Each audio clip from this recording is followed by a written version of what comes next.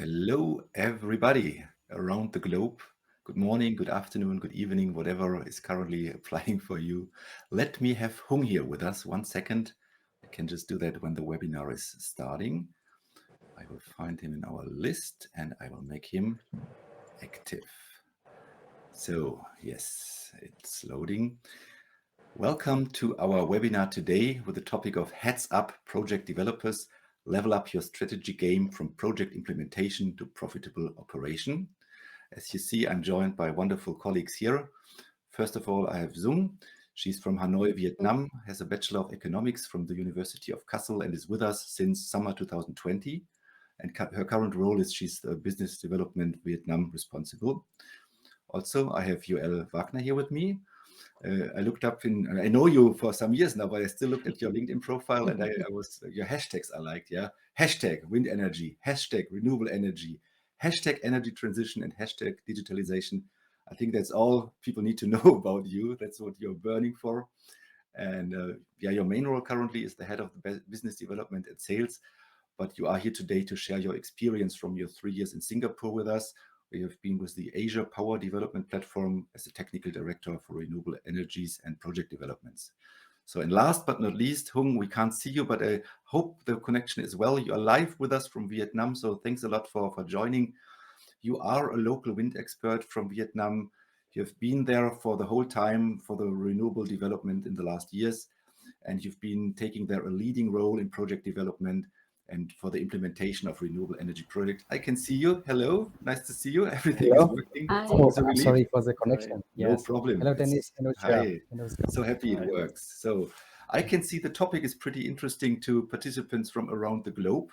So let's not waste any time. We will have super quick housekeeping now, half an hour webinar, and then everybody who wants, up to 25 people, I think, can join us in the meeting room for a live discussion with camera, if you like to.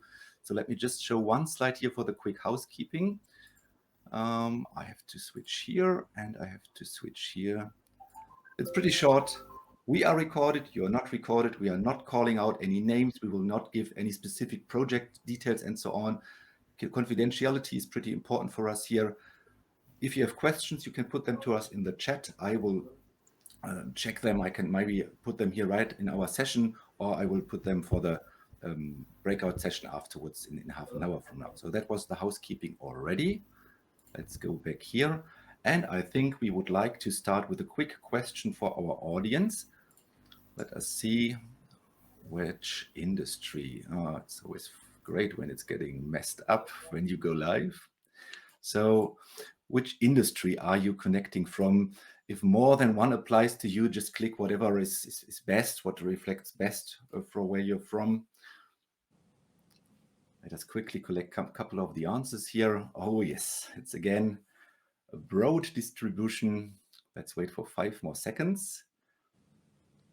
And yes, let's look at the results. Wow, I mean, that is pretty impressive. Typically, we have like an even distribution. Today, many people from the renewable industry, maybe that is actually the change we want to talk about here today.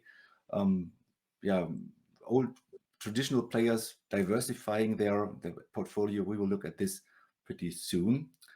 And yeah, so maybe we can skip like a regular introduction today, but Joel, I would like to ask you to give our audience with the renewable background here, with the other people as well, like a short flavor of what STEAG is doing in that area and how that relates to their current tasks, right? Sure, more than happy to do so. Also, warm welcome from my side. It's really exciting to talk about this engaging topic today. Happy to introduce STEAG. So STEAG is actually an IPP from Germany. So our core business is developing, implementing, operating our own fleet of projects.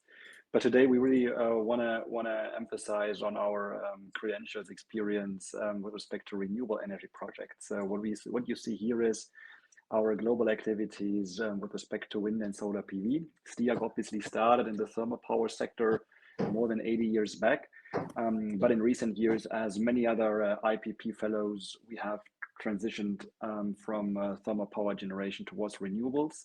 And this probably also talks to our customers, our participants today, that the energy landscape is changing at a very fast pace. Yeah, so our wind and solar PV activities focused on Europe. Obviously, that's where we are from. But we have a very strong subsidiary supporting projects in Brazil, where our team in Brazil is not only advising projects from a consultancy perspective, but also operating and even maintaining wind turbines. And then we have a very strong footprint in Southeast Asia and China, where we gained a lot of traction with respect to project development, but also monitoring and optimization of assets across Southeast Asia. Last but not least, I like to stress that we are currently looking at a project development pipeline comprising both solar PV and wind of 4.6 gigawatts in total. So there's more to come on our side, more projects to be developed, as this is a global trend we have seen in recent years. Great, thanks. I mean, that's a different company introduction than like 80 years of hard coal. No, that's also 20 years of renewable projects, and I think that's pretty impressive. There's probably one small, let's say, addition I like to make, since we will also today explore the potential digitalization can actually bring to the table when transitioning from thermal towards renewables. I think everybody will agree that this transition poses challenges to many assets from a grid perspective, but also from a way these projects are being operated. For instance, thermal power projects, they have to operate more flexibly in order to support the increase in renewables. And if we want to switch to the next page, I think we have listed our strong global customers and partners, where we had the pleasure to collaborate with in order to equip their diverse fleet of projects with our advanced digital solutions. So STIAG's digital journey started more than 20 years back, when we actually developed solutions for our own plants. And we have now obviously further advanced these products, these solutions, in order to tackle today's challenges, which are basically around plant performance, turbine performance, but also concerning equipment condition, asset health, and reliability. Because I think it's key to be able to dispatch electricity, to generate electricity whenever it's needed. And that's where our solution clearly contribute.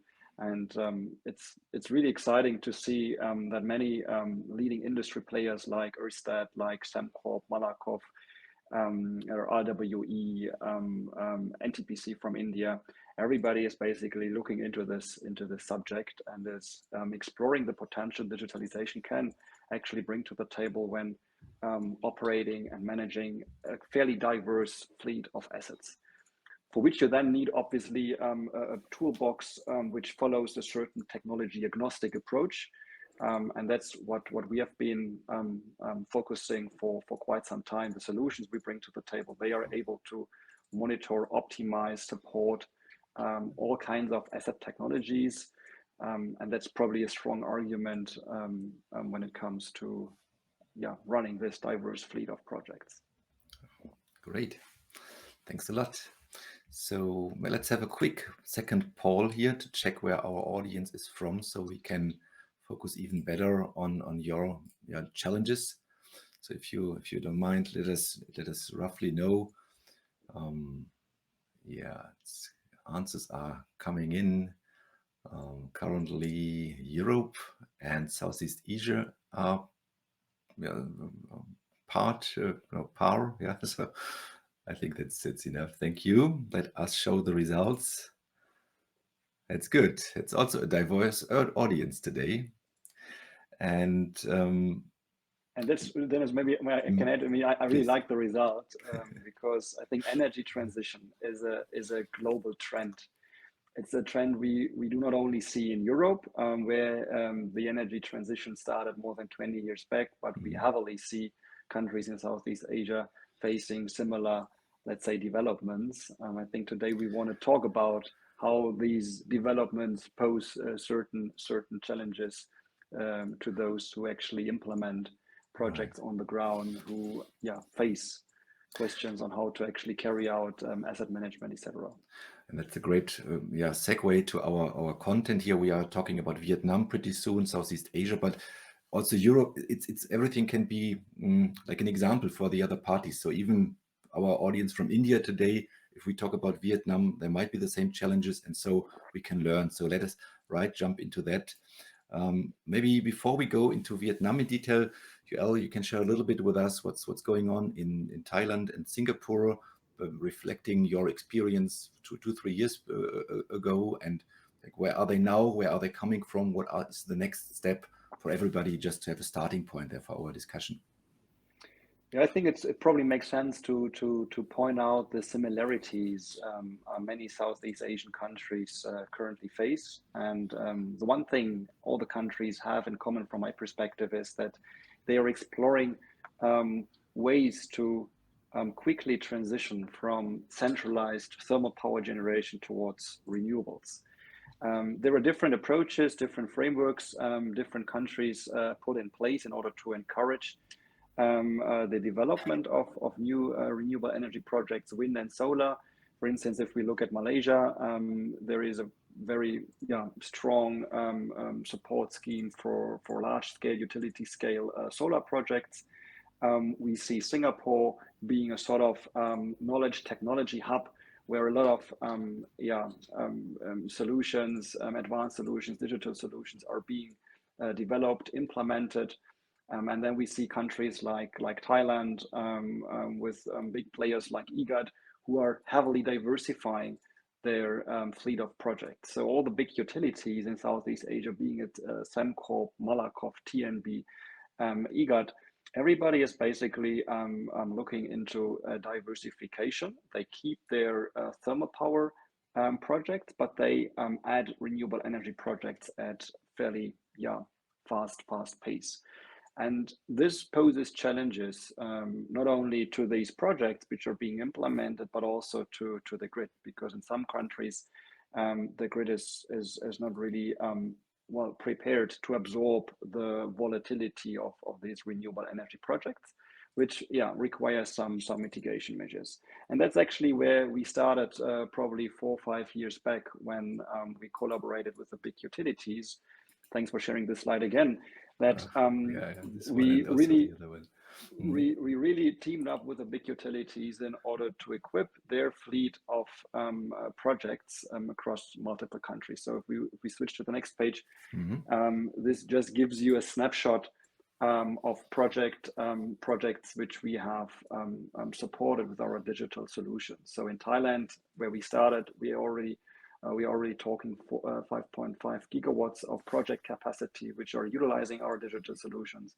Laos, Malaysia, and now we are looking into Indonesia, Vietnam to support the energy transition with our digital solutions there. So it's really that these markets are getting more and more complex since the energy landscape changes substantially. And that's why we strongly believe that digital solutions can actually help to address the increase in complexity, to manage multiple asset technologies within one portfolio of projects. Great. So that was a quick overview here. So maybe we should focus on Vietnam now. And what's a better start to switch to our Vietnam expert and expat. I hope I pronounced that correctly. Yeah. So Dung, currently you are with us in Germany. You've recently, we made a short video about that. Maybe some of our audience saw that as well, on the ground in Vietnam. So maybe you can share a little bit with us here. Where is Vietnam right now? Where are they coming from? What's to be expected for the near future and maybe even for the long-term future? Yeah, right. Thanks, Dennis, first for having me here.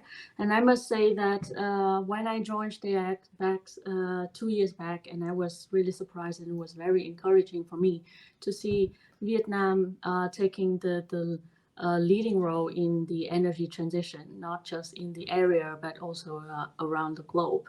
And the market of Vietnam is very dynamic. Is also experiencing a major expansion towards renewable energy, as we all know.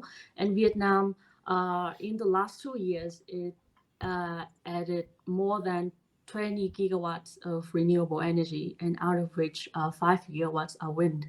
So Dennis, do you want to show the slide real Of quick? course, let me pull it up. So I think here, no, that's too far, is it? yeah, I want to point out some highlighted numbers about the market of Vietnam.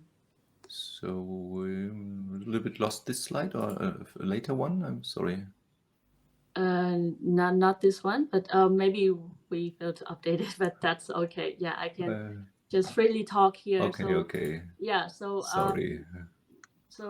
We have the numbers from the latest update of the Power Development Plan 8, which is a master plan of the energy sector until the year 2045 in the country.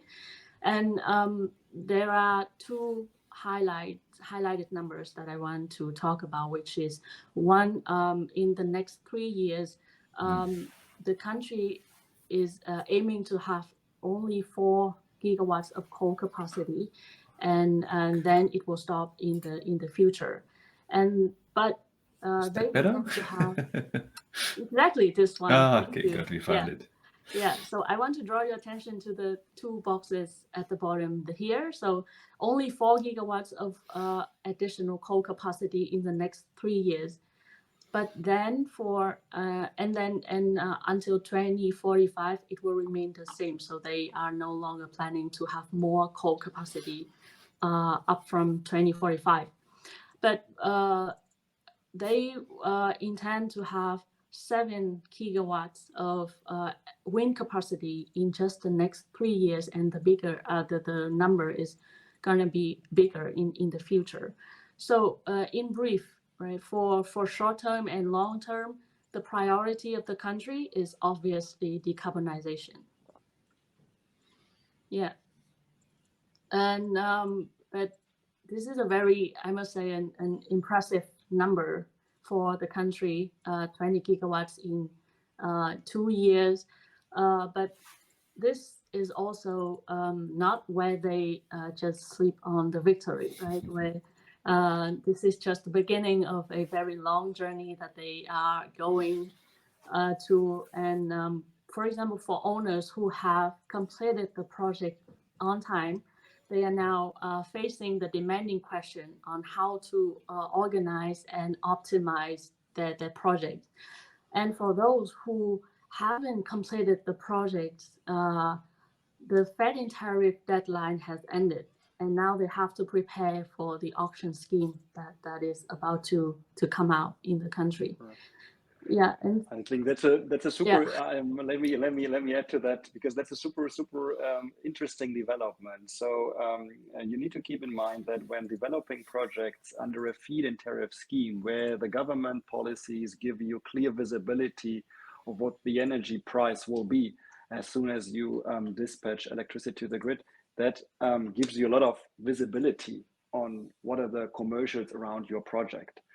But if you're operating under an auction system, and that's, I think, what we want to stress today, there is less visibility of what's the actual energy price you can put in your financial model. And this uncertainty, this really adds some dynamics to the project development activities.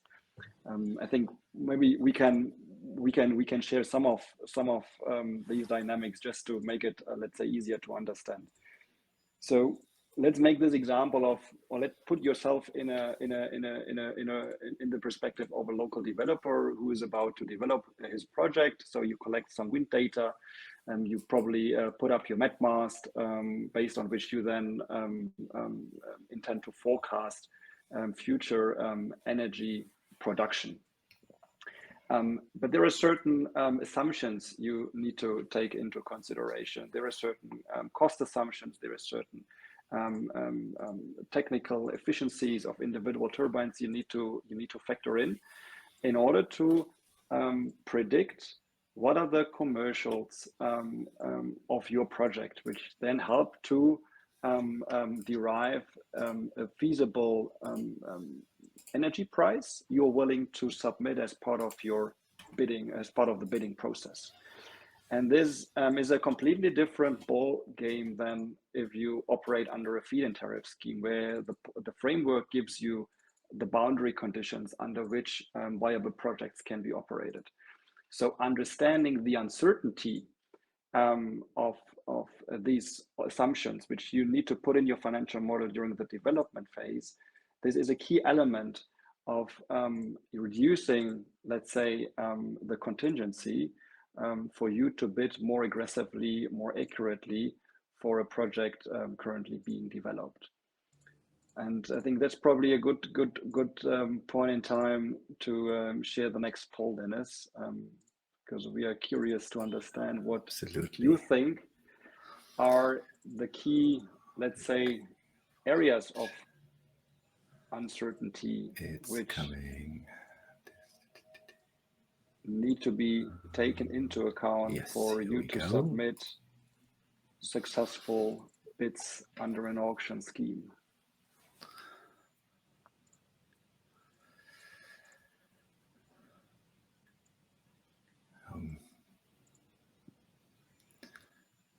Maybe we can explain a little more what we mean by uncertainty and in which phase we are.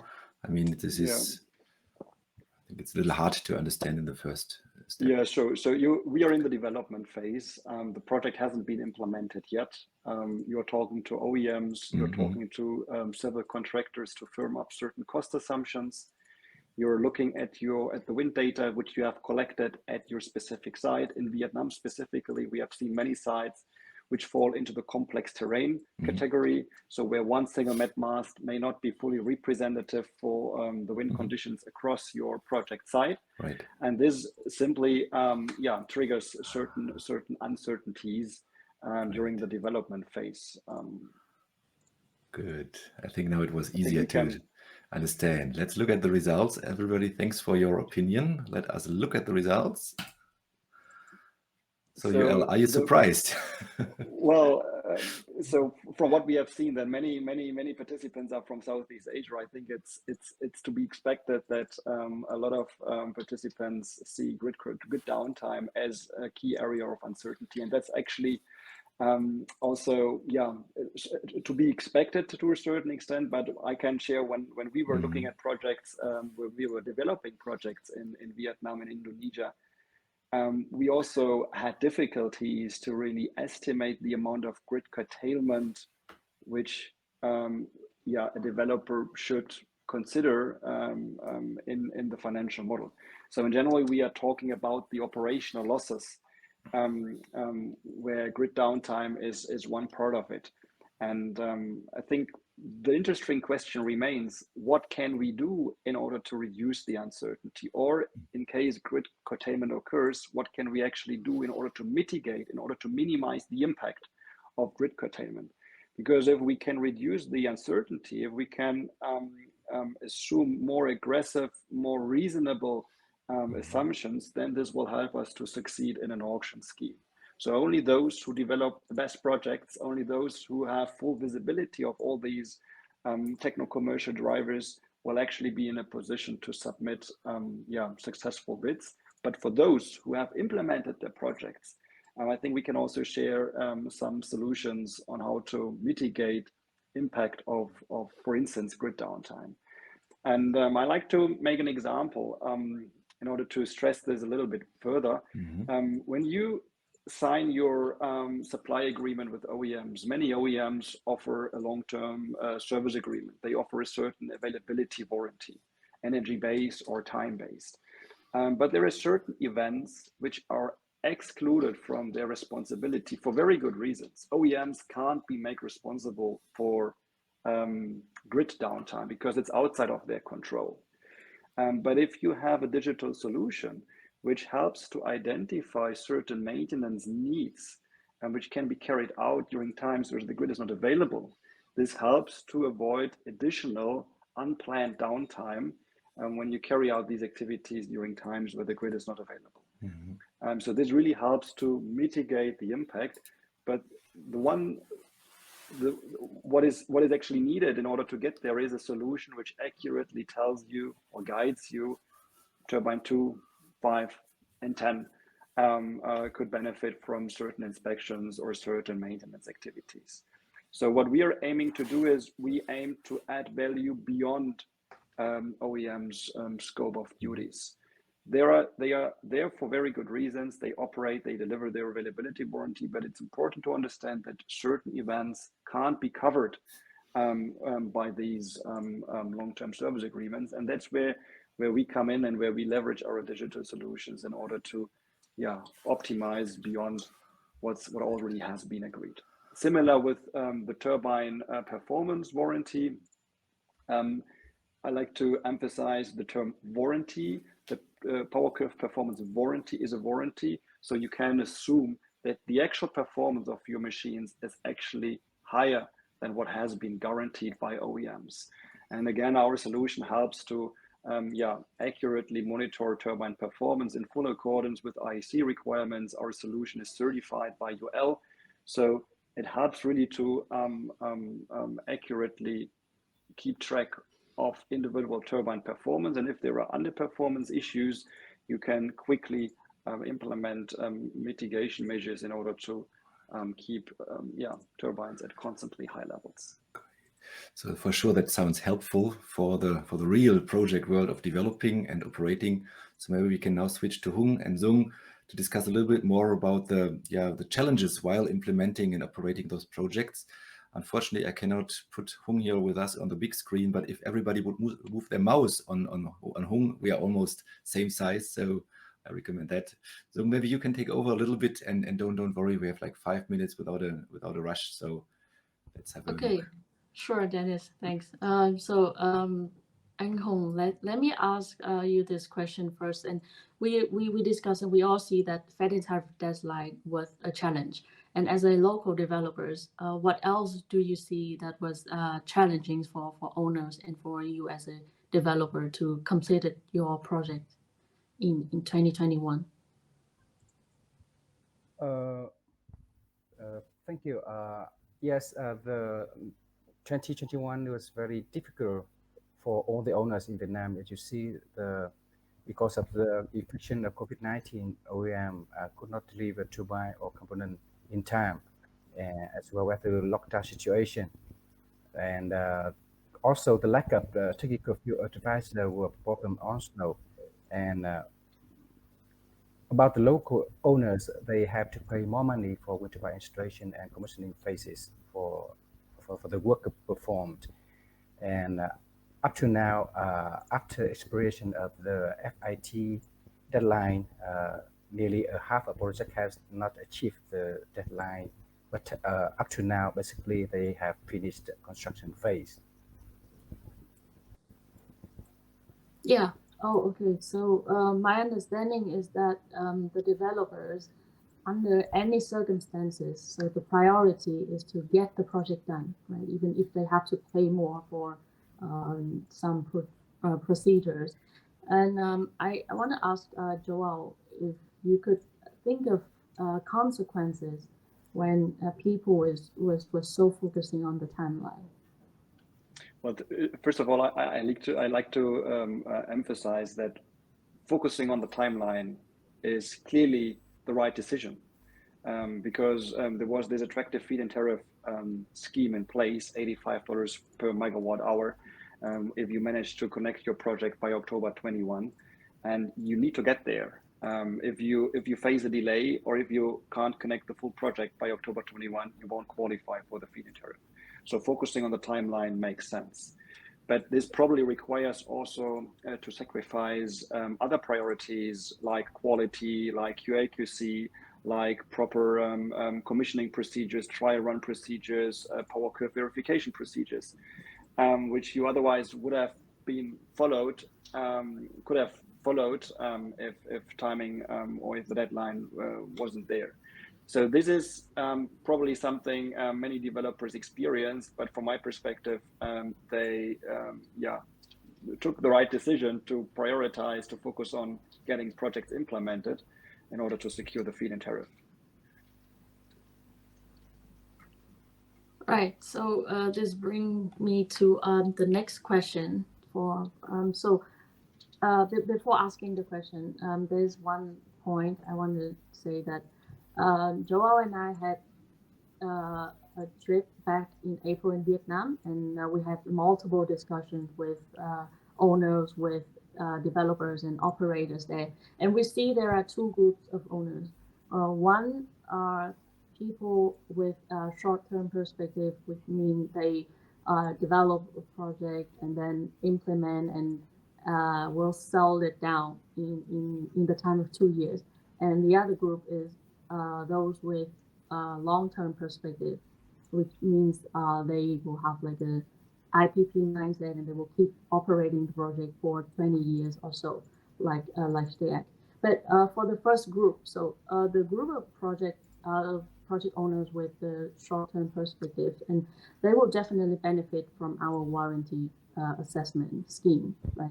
That we bring to the table with our solutions, with our digital solutions, like you mentioned before.